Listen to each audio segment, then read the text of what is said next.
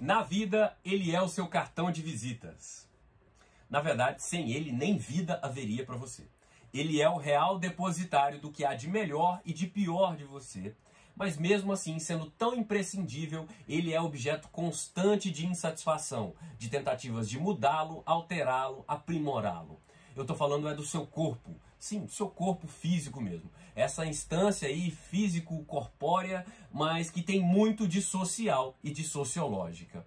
Por isso a nossa conversa de hoje é sobre a sociologia do corpo. Muito prazer, eu sou o Túlio Augusto, sociólogo, professor, e convido você, minha caríssima, você, meu caríssimo, a serem parte aqui dessa conversa, se inscrevendo aqui nesse pobre canal, deixando suas impressões aí nos comentários, dando aquele like, claro, se você gostar desse vídeo. Pois bem, para falar de sociologia do corpo, primeiro a gente tem que situar que ideia é essa no nosso ambiente sócio-histórico, né, que é a nossa praia por excelência. Se a gente remontar aos séculos 16, 17, 18, não vai ser difícil perceber que os ideais de beleza daquela época eram, sobretudo os femininos, né, eram de pessoas mais cheinhas, mais rechonchudas, né, mais gordinhas mesmo. Em primeiro lugar, porque já se associava a gordura ou uma forma física um pouquinho mais robusta como sendo típico de pessoas saudáveis. E também, claro, porque isso era uma evidência física de que aquela pessoa não passava por privações de alimentos, né? Portanto, era uma pessoa que não passava fome. Sim, e já naquela época o ideal de pobreza nunca era buscado tanto no âmbito estético quanto no âmbito social.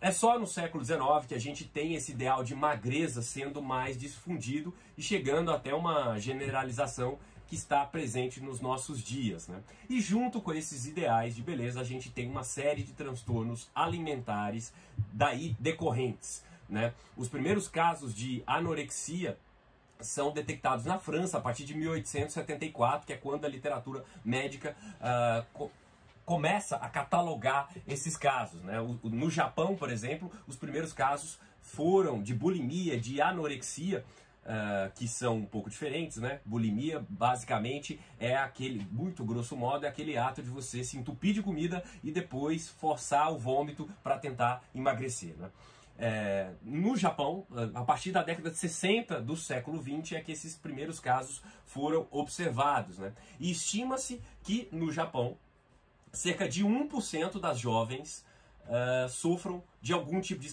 transtorno alimentar, né? O mesmo patamar dos Estados Unidos. No Reino Unido, isso pode chegar a 3% das mulheres. E sim, mulheres, porque esses transtornos, sobretudo a anorexia, são eminentemente femininos, né? São cerca de 90% das pessoas acometidas por esse mal são mulheres, né?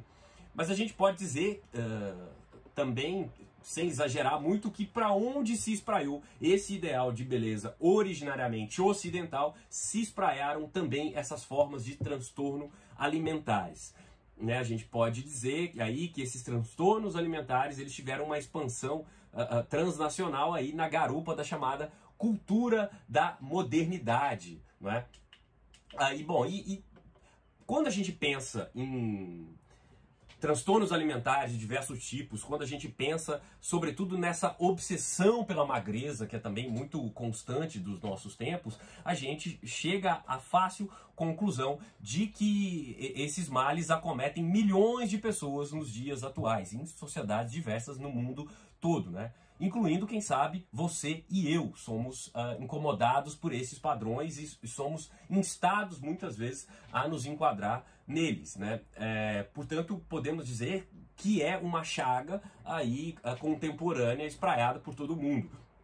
A sociologia do corpo se dedica a estudar essas questões, né? E a grande questão é que esses transtornos alimentares diversos, eles mostram a grande influência que tem sobre os nossos corpos as nossas experiências sociais, os valores, as regras, as normas ditadas pelos grupos aos quais nós pertencemos, né? Os nossos corpos são bastante afetados por essas experiências sociais diversas, né?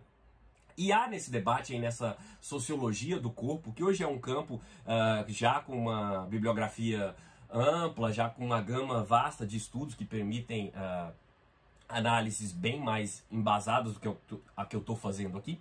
Já nesse âmbito, ocorre uma discussão muito importante, que é a diferenciação cada vez maior entre nós do corpo versus natureza. Isso é, o nosso corpo se distanciando desse ideal de natureza. Natureza aí, entre aspas, querendo chamar a atenção para esses ritmos biologicamente dados, né?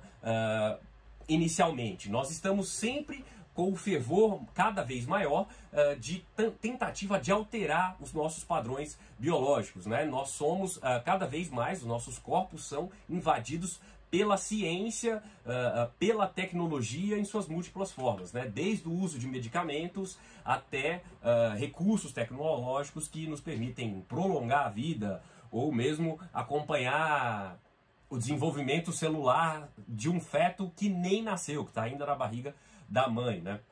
Se você pensou também em cirurgia plástica, não deixa de ser um exemplo de como essas transformações tecnológicas alteram os nossos corpos e, claro, como elas trazem dilemas muito intensos para a vida social, né?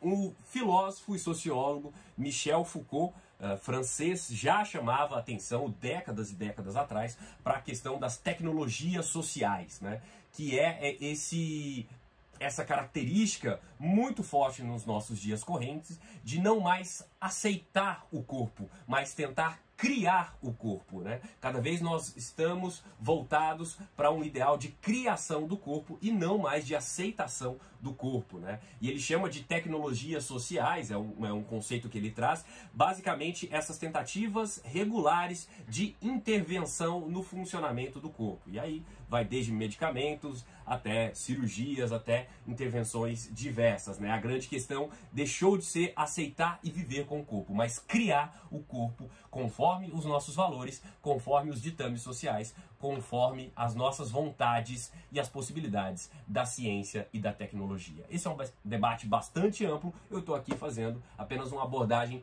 superficial. Se você entendeu um pouco desse assunto, não deixa aí então de se inscrever aqui no canal, né, criatura? Deixe seu like aqui, deixe suas impressões nos comentários, como isso já impactou em você. Eu vou ficando por aqui e te encontro na próxima. Até mais!